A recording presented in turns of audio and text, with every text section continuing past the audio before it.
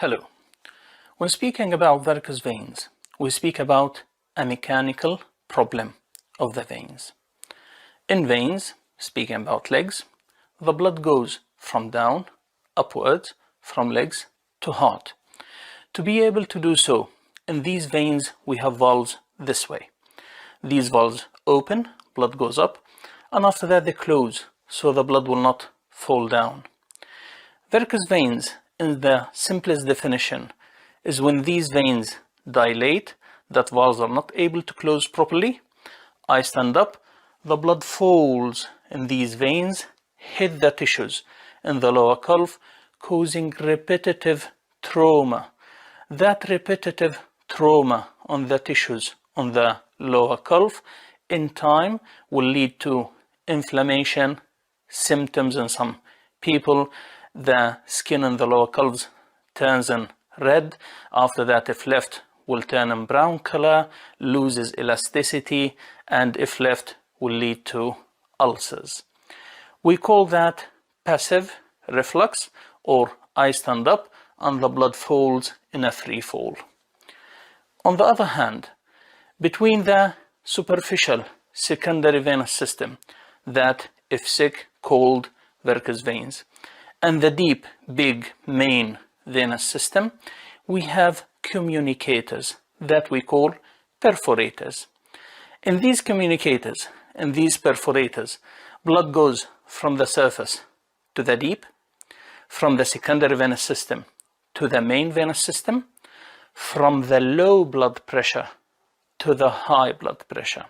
Liquids normally goes from high blood pressure to low, but in veins everything is upside down. When these perforators are dilated, that valves are not working properly, the blood starts to flow in the wrong direction from the high blood pressure to the low blood pressure, causing again repetitive trauma like a punch per step in the superficial venous system and surrounding tissues, the fat and skin. That repetitive trauma again in time will lead to complications and ulcers. Saying so, we can see that varicose veins is not a bacterial infection, it's not a virus, it's not a fungal infection. So taking tablets, ointment, creams, herbs, teas, I don't know what other medications or products found on the market, all these are simply nonsense.